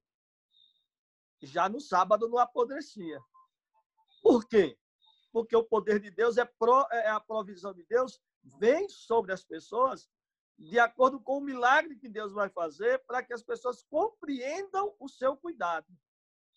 Vocês lembram que os discípulos disseram a Jesus, manda esse povo embora. Não tem o que dar para eles para comer. Jesus, não pode mandar o povo embora com fome. Deu o que comer. Senhor, ainda que a gente tivesse dinheiro, não tinha onde comprar pão para esse tanto de gente. Teria que ser uma preparação muito grande para alimentar esse tanto de gente. Tinha que ser de uma forma assim. Lá no padeiro não vai ter esse tanto de pão. Se tiver dinheiro para comprar, não tem como, porque eles não fizeram. Nós fizemos as contas aí no dia, 200 denários como R$50 o trabalho diário, R$10.000 de pão. R$10.000 de pães e ainda por cima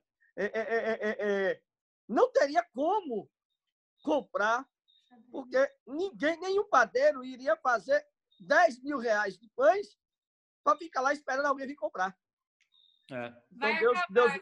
tempo está acabando. Se fechar, a gente abre outro de novo. Tá. Então, o que está acontecendo? Acontecendo exatamente isso. É que Deus está mostrando que o interesse dele é o bem-estar do povo. Mas ele só vai fazer milagre aonde o homem não pode realizar aquilo. Aonde a intervenção do homem, que ele deu capacidade para tal, venha a fazer. Que ele poderia fazer aparecer o dinheiro e dar ao povo, cada um, tanto de dinheiro para ir comprar o seu pão. Mas o que ele vê? Não tem lugar para comprar pão. Então, a sobra, eu acredito que seja exatamente isso. É Deus mostrando que a graça dele é abundante. E é superabundante. Aonde tem a mão humana, geralmente falta muita coisa. Mas aonde o poder de Deus se manifesta, é tão abundante que sobra. Ou seja, se tivesse mais alguém, iria alimentar. Porque tinha 12 cestos cheios de pedaços de pães. Mas aqui não fala que eram pedaços de pães. Falam que era... Pode falar. Eu estava lendo aqui e quando você estuda um pouco sobre essa questão de números da Bíblia, aí vem a ideia dos 5 pães, que traz o significado número 5, né? Que é responsabilidades diante de Deus. Então, há muitas pessoas que precisam compreender que 5 pães é a responsabilidade diante de Deus. Sendo que, ao sobrar, né, porque é responsabilidade diante de Deus, ou seja, as 10 virgens, 5 eram prudentes. A mão tem 5 dedos. São responsabilidades diante de Deus que precisamos ter. É o símbolo dos 5 pães. Né? E quando se passa para as sobras, sobejar 12 cestos cheios, mostra que há ali um ensinamento prático, claro, que os discípulos nunca mais esqueceriam. Né? Eles seriam sempre responsabilizados por alimentar a multidão. E isso traz para nós hoje a igreja. A igreja é responsável em alimentar o povo. Não agora só com o pão físico, para matar a fome física. Mas a nossa responsabilidade diante de Deus é alimentar o povo, né, pelo pão espiritual. Aí vem novamente o número 5. Os 5 dons do ministério. Não os dons do Espírito Santo, mas os dons do ministério. Apóstolo, profeta, evangelista, pastores e ensinadores. É os 5 dons do ministério, que é a responsabilidade que a gente tem. Quando uma igreja não tem essa responsabilidade de ensinar o povo, ela se torna um movimento apenas. Um movimento que, cedo ou tarde, vai se acabar. Aí tem muito pulo, muito corte no ar, muita espada, muita profecia, muito anjo, mas, na verdade, não tem o ensino da palavra de Deus. Faltam os dons ministeriais a essa igreja.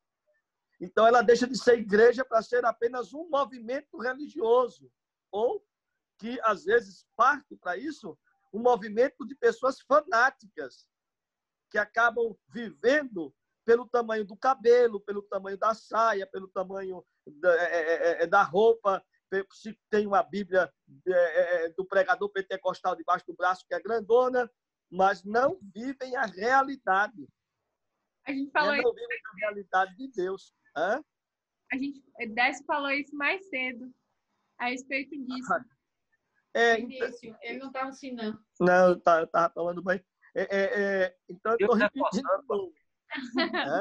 Deus reforçando.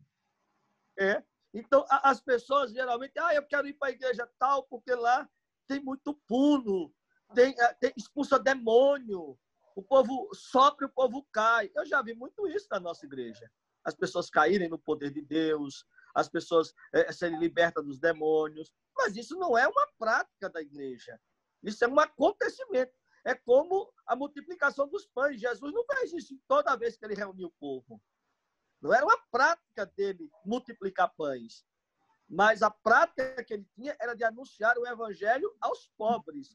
Não apenas pobres financeiramente, mas pobres também de espírito. O reino de Deus, ele é muito mais importante do que a multiplicação dos pães.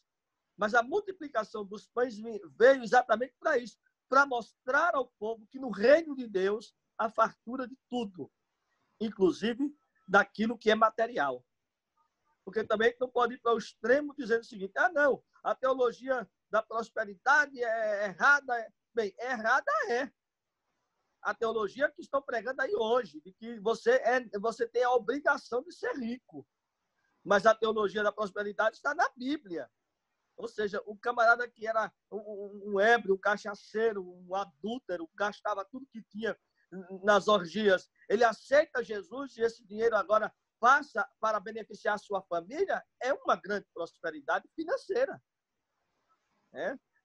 O indivíduo que vivia tomando remédio controlado porque os demônios lhe perturbavam, ele vinha para a igreja, Jesus o liberta através do poder do evangelho, ele deixa de gastar dinheiro com remédio, é uma prosperidade financeira.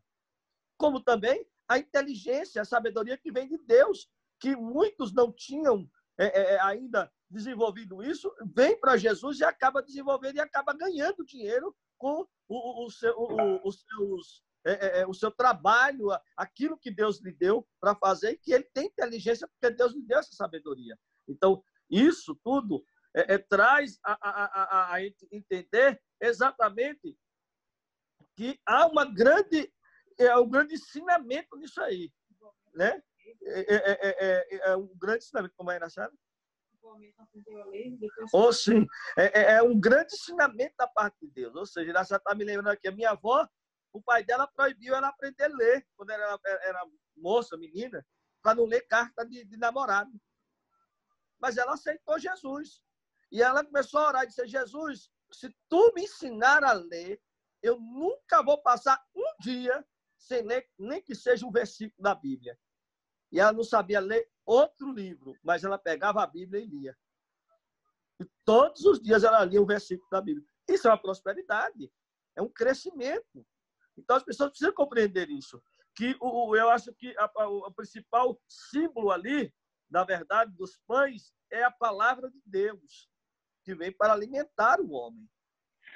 Aí alguém diz que peixe é louvor e pão é palavra. Então, se é louvor, devemos lembrar que os cânticos, louvores, eles têm uma quantidade ali menor do que a necessidade do pão, que é a palavra. Então, muitos cultos por aí que tem muito louvor, muita coreografia, muita encenação, muito teatro, mas pouca palavra, né? Porque tem um culto de 1 hora e meia, então, de 1 hora e meia, vamos para fazer o seguinte: 1 hora e 15 minutos para as apresentações dos grupos e 15 minutos para ouvir a palavra. Sendo que nós precisamos compreender que a palavra, ela alimenta o corpo e a mente. Ela alimenta a alma do indivíduo. Então, eu acho que o que Jesus mostra aqui, nessa multiplicação, essa simbologia de multiplicação, Jesus mostra exatamente isso, né? Ele mostra que precisamos ter na nossa mente, né, que o pão, o peixe perante o Senhor tem algum significado? Tem, mas o peixe foi menos e o pão foi mais, ao ponto do pão sobrar. Se a gente der mais ouvido à palavra de Deus, nós vamos ver que nós vamos ter em sobra aquilo que Deus tem para nós. O verdadeiro milagre não é o cego enxergar. É um milagre grande, bonito? Eu já vi um cego enxergar. Eu já vi o paralítico andar. Eu já vi um mudo falar. Eu já vi alguém que estava como morto, o coração não batia, não respirava, levantar depois de uma oração e ficar em pé e falar, né? Cremos que Jesus ressuscitou. Agora, o maior milagre é o que a igreja menos dá valor. Qual é? É a salvação das almas. Ou a igreja se apaixona pela salvação das almas, ou ela deixa de ser igreja de Deus e passa a ser igreja dos homens. Quem quer falar aqui? Pai, Oi. foi igual aquela pregação que a gente assistiu esses dias de Cláudio Duarte, que o culto era 1 hora e meia Aí as pessoas cantaram. E aí, na hora que ele foi pregar, acabou a luz. Acabou tudo. Por quê? Porque geral, aí quando terminou de pregar, Ainda chegou a luz. cantaram 2 hinos. Chegou a energia, então, já que chegou a energia, vamos cantar mais 2 hinos. E por que não sei assim? Já que chegou a energia, vamos ouvir mais um pouco a palavra de Deus. Então, se dá muito valor aos cantores, né?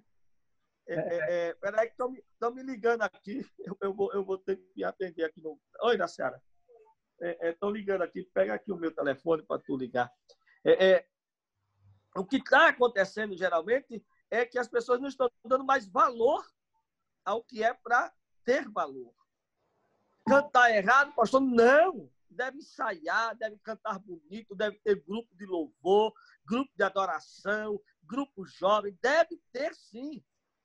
Agora, o que as pessoas precisam compreender, que a gente tem que dar valor à palavra de Deus, ao ponto de compreender que ela é o alimento para a nossa alma. Ou a gente vai dar valor a essa palavra que é o alimento para as nossas almas, ou nós nunca vamos nos desenvolvermos espiritualmente. O pastor, João até fez essa pergunta a respeito da associação com a multiplicação dos pães, com a multiplicação da palavra de Deus para associar o ensinamento e tal. E eu estava dizendo para ele que é adequado ele fazer essa avaliação, porém que o fato aconteceu realmente, né? Que não é só uma descrição simbólica de multiplicação, como se estivesse contando uma metáfora ou se a multiplicação não tivesse de fato acontecido. Eu estava até vendo aqui agora, tem alguns vídeos no YouTube de alguns pastores, inclusive aquele pastor lá de Brasília que o senhor gosta, falando que eu não vou falar o nome não, mas você sabe o que eu estou falando, né? Sei. Pois é, ele dizendo, eu não vi o vídeo. Aquele cara de bode? Não, é esse não. Estou falando daquele. Não, é aquele mesmo que você está falando. Aquele cara de bode que está se vestindo de branco agora. E vestido de branco, mas enfim. Tinha um título de um vídeo dele dizendo assim: Jesus realmente multiplicou os pães. Eu acho que o que eu falei com o João, que eu dei opinião, queria ouvir se o senhor concorda, é que a gente pode fazer essa analogia aí, não tem problema sobre o fato da multiplicação do conhecimento, da saciar a alimentação da alma, mas que, de fato, aconteceu a multiplicação dos pães concreta de Cristo 2 vezes, né? Que ele, de fato, multiplicou os pães. As nossas analogias, nossa ampliação de análise é válida, mas a gente não pode pensar que isso foi só realmente um fato, como se fosse uma parábola que ele estava contando, né? Foi um fato que realmente aconteceu. Mas aconteceu, né? E aconteceu. Olha, eu vou dar um testemunho aqui. Eu fiz uma campanha numa igreja que a gente pastoreava, e essa campanha tinha um momento que eu ungia as pessoas com óleo, os que queriam ser ungidos. Só que era muita gente e o óleo começou a diminuir no vaso ao ponto de ficar só um dedinho de óleo. E aí nós oramos a Deus porque havia esse momento naquela campanha de ungir o povo com óleo. E nós oramos a Deus e o Espírito Santo disse ao nosso coração que quanto mais eu usasse o óleo, mais o óleo iria aparecer na garrafa. E quando terminou a campanha, a garrafa estava cheia de óleo. Igual então, o gás. Deus faz. Igual o gás de cozinha da minha mãe. O gás de cozinha, quando a gente casou, que a gente não tinha dinheiro para comprar, e passamos 3 meses cozinhando com um bujão que tinha acabado. Né? Então, então, pastor, o meu bujão acabou, eu vou aí para o senhor orar. Não. A gente tem que compreender que o milagre Deus faz na hora que a gente precisa dele realmente e que a gente está confiando no que ele vai fazer, para que a glória seja para ele e não para o homem.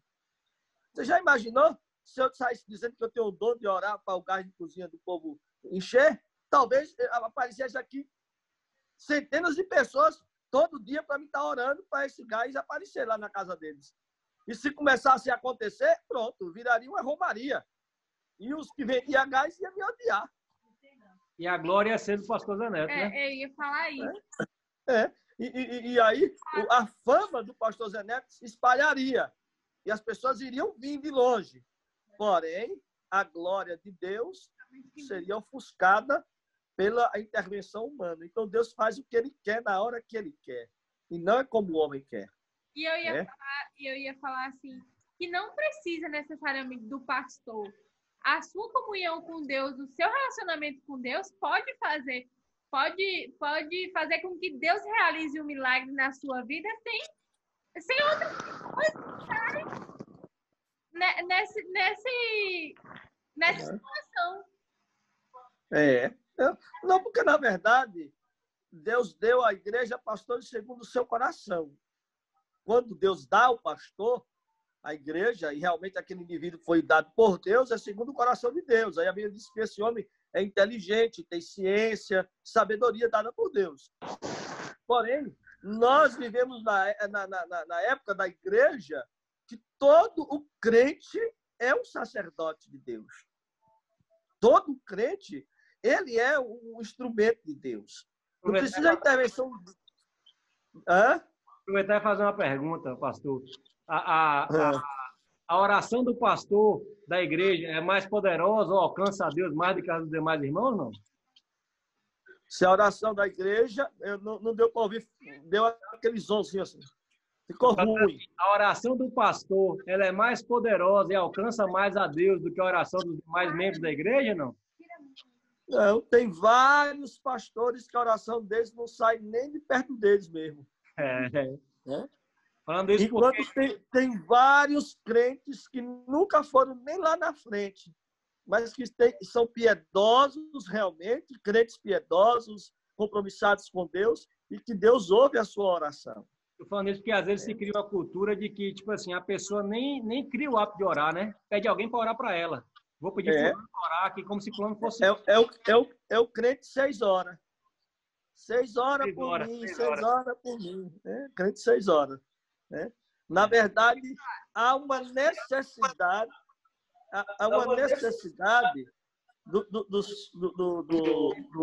do povo compreender que nós precisamos orar dia após dia. Nós temos uma responsabilidade com Deus. Vai atrapalhar aqui, filho. É só tu abaixar aí. Eu já ativei o áudio dela aqui. Ela tem que abaixar o volume do celular dela. Eu já disse a ela aqui. Pronto. Que ela tá com o meu e eu tô com o dela. Fala, e às vezes as pessoas botam mais fé na oração do pastor ou da missionária ou do presbítero do que dela mesma. Não, mas nessa realidade aí, Ana, é o seguinte: o pastor, o presbítero, o missionário, ele tem o dever de ser exemplo dos fiéis. Sim, pai. É o dever dele. Sim, deixa eu falar. Eles têm o dever de ser exemplo dos fiéis. Mas isso não quer dizer que o pastor, o missionário, o presbítero não seja um homem, uma mulher de Deus que ore e Deus responda. Isso quer dizer exatamente que você precisa ter a sua experiência com Deus e a sua confiança com Deus. Né? É pecado e errado eu pedir oração a um irmão que eu sei que tem comunhão com Deus? Não é pecado, não. E é bom e deve buscar pessoas assim, que lhe ajude espiritualmente. Porque quem é de Deus, ele nunca vai dizer assim: Deus me usou, Deus me usa. Paulo, quando foi arrebatado, ele disse: conheci um homem que há 14 anos foi arrebatado ao terceiro céu, se no corpo ou no espírito, não sei, Deus o sabe, que viu coisas inefáveis que não se pode nem dizer. Paulo estava falando dele mesmo, mas ele não teve coragem de dizer assim: eu sou o homem que Jesus arrebatou e levou para o céu, porque a glória que Paulo queria que as pessoas dessem era a Deus. Então, quando você vê esse povo aí dizendo que é profeta, eu sou profeta de Deus, Deus falou comigo, Deus me usou. Tenha cuidado. Né? Conta-se a história de uma igreja que um anjo apareceu. E, ao aparecer o anjo disse às pessoas que eles não precisavam mais orar, porque ele era um mensageiro que veio e que tudo que as pessoas precisassem, falasse com ele. Não precisava mais orar, não. E assim era. E quando terminava o culto de domingo, o anjo ia para a porta e pegava na mão de todo mundo. Mas um dia uma senhora veio com uma criança. E o menino chegou e quando o anjo estava lá, ela começou a conversar com o anjo e tal. E o menino disse, mãe, olha para o pé do anjo. E o anjo disse assim, menino, menino. E aí continuava a conversa e o menino insistia, mãe, olha para o pé do anjo. Menino, menino. Até uma hora que a mulher não suportou. Mas o que é que esse menino tá vendo? Que olhou, o pé do anjo era os pés de um boi zebu. Aí descobriu que aquele anjo era um demônio e não um anjo. Então, quando eu sempre digo assim, quando você vê esse povo se autodenominando poderosos em Deus, olha para o pé do anjo. Que às vezes não é anjo, é zebu. Né? A glória, o verdadeiro homem de Deus, a verdadeira mulher de Deus, o verdadeiro profeta de Deus, o verdadeiro pregador da palavra de Deus, ele faz tudo para que a glória de Deus apareça. João poderia ter incentivado o povo a se revoltar, porque o povo confiava que João era profeta. Mas quando foram lá dizer a João, olha, os discípulos de Jesus são mais que os teus. E João disse, o que é que tem? Importa que ele cresça e eu desapareça. Então, esse é o sentimento do verdadeiro profeta de Deus. É que o Senhor apareça e que o profeta desapareça. Então, a Bíblia mostra isso. E talvez a multiplicação tenha nos levado a esse entendimento. A glória é de Jesus e não de quem distribuiu os pães. Não diz assim, e Pedro deu mais pão do que Tiago.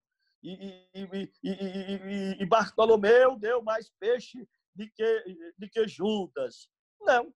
Não mostra quem está distribuindo, só diz que os discípulos distribuíram. Mas não diz quem deu mais pão ou como era que eles distribuíram. Não, porque até para que o povo recebesse, Jesus ordenou como o povo deveria estar.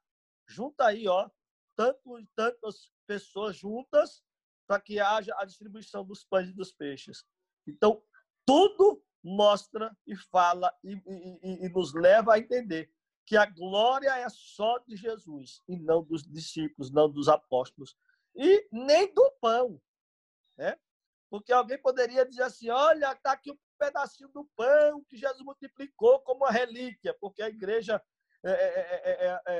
até a reforma, era muito isso. Um pedaço da cruz, os cravos da cruz, o manto de Cristo, né? Então, isso tudo eram as relíquias sagradas. A igreja que tivesse mais relíquia era o templo que deveria ser mais visitado pelo povo, porque ao visitar e olhar para uma relíquia, tirava tantos anos do purgatório. Aí veio a reforma mostrando que a salvação é única e exclusivamente pela fé no sacrifício de Jesus Cristo. Acabou-se essas questões de relíquia. Esses dias a gente viu aí alguém que pegou uma imagem que tem não sei quantos centenas de anos e botou numa praça e fez lá uma prece para acabar com a epidemia, porque essa pandemia no mundo todo, não sei quantos centenas de anos que alguém não fazia esse tipo de culto e fez para acabar. Não acabou nada, aumentou depois que fez. Nós vimos também aumentou. Alguém que disse que a epidemia só acabaria se comprasse uma semente entre 100 e mil reais, né? Agora imagine aí, ou seja, são os extremos tanto de um lado como de outro. Né? É os extremos, tanto de um lado como do outro. O extremo do evangelho sem conhecimento da Bíblia, que leva ao povo a ser enganado. Por isso que a Bíblia diz que o meu povo, eles são enganados, são destruídos porque lhes falta conhecimento. E o extremo da religiosidade pagã, que bota uma imagem e alguém se dobra diante dessa imagem e as pessoas acham que isso vai resolver problema. E não vai. Quem resolve é o Senhor Jesus através da fé que o indivíduo tem a Ele. Seja ele da igreja assembleia, da católica, da batista, da presbiteriana. Se ele vive o evangelho, ele precisa viver o evangelho lembrando que a glória é de Deus e que os milagres que Deus faz é para a glória do nome dele e não dos homens. Amém. Beleza. Alguém mais quer comentar? Acho que já estamos no horário bem avançado. De encerrar. Queria agradecer ao pastor aí. Pode falar, pastor. Eu só estou vendo vocês e agora não estou vendo mais ninguém, porque eu apertei um botão aqui que acabou com tudo. Tá sem som, pai. Peraí. Onde é que tá? Eu não sei mais onde é, não. Diz aí que eu acabei com tudo. Peraí. Fala. Não tá desativado lá. O senhor pediu. Vou pedir aí. Vai, senhor pastor. Vai, senhor. Eu não estou ouvindo, não. Ele que tá... Ele desativou o áudio agora. Agora que eu acertei. Aê. Era aqui, não era aí, não. Foi mal. Ah, foi? Muito bem. Ô, Beto.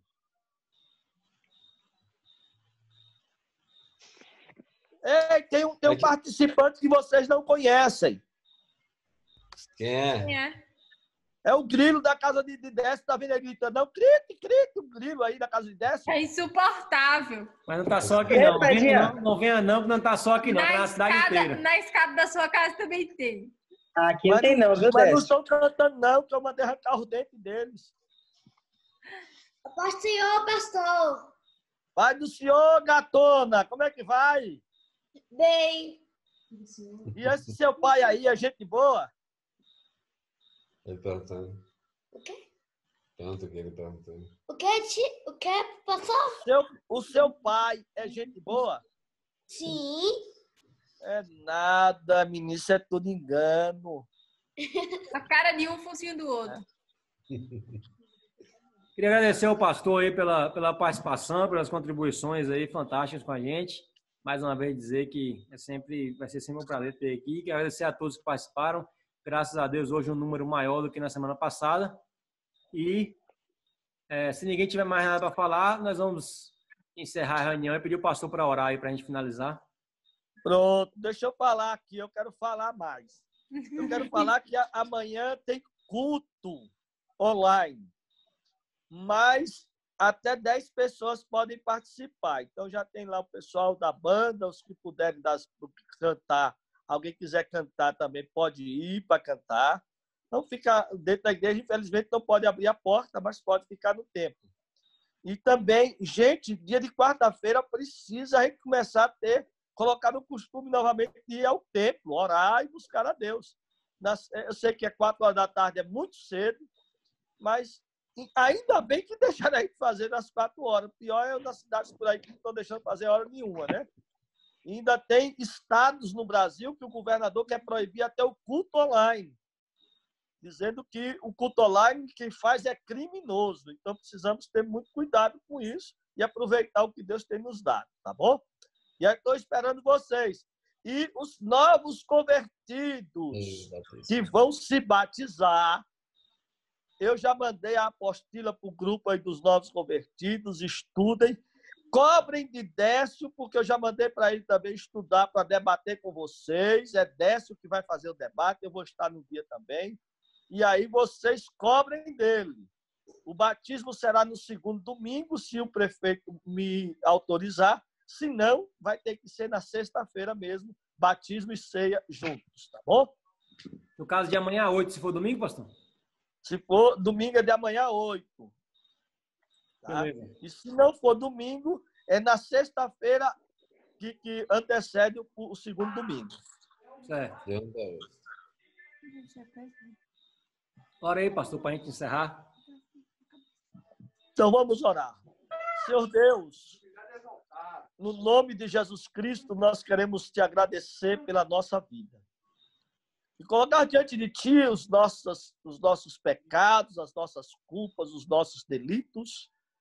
E te dizer, Senhor, que, infelizmente, nós somos pecadores e esses pecadores precisam, felizmente, de ti, que é o que perdoa pecado. E a tua graça nos dá esta felicidade. E por isso te louvamos e te pedimos, humildemente, diante de Jesus, Pai, pelo poder do nome do Senhor Jesus, perdão por tudo que temos cometido que não te agrada. Nos prepara para o dia do encontro com o Senhor. Nos prepara para o dia de que a igreja do Senhor se encontrará com o Senhor para a tua glória e para a tua honra, para vivermos eternamente contigo em teu reino eterno, Pai. Toma aqueles que estão enfermos em tuas mãos, cura nesta hora, pelo poder do teu nome, segundo a vontade que traz o beneplácito do teu coração para cada um de nós. Olha para a necessidade de cada um, nos dá a tua graça, firmeza na fé, para continuarmos na caminhada, meu Senhor, e para glorificarmos o teu santo e bendito nome. Deus, dai-nos uma noite de paz, guardados em ti. Muito obrigado pela liderança dos jovens, pelos jovens que participaram, pelos ensinos que aqui foram, ó Deus, compartilhados. E que o Senhor, através do teu Santo Espírito, nos conduza a compreendermos mais e mais da tua palavra. Em o nome de Jesus Cristo, oramos agradecidos. Amém. Amém. Amém. Então, Deus abençoe a todos aí. Obrigado por todo mundo que participou. Tchau, Tchau, galera. gente. Boa noite. Pai do Senhor, boa Pai do Senhor, noite. gente. Boa noite. E até a próxima. Oi, ó. Eu? Deus abençoe. Amém, pastor. Pai do Senhor. Encerrar. Pai do Senhor. Tchau, gente.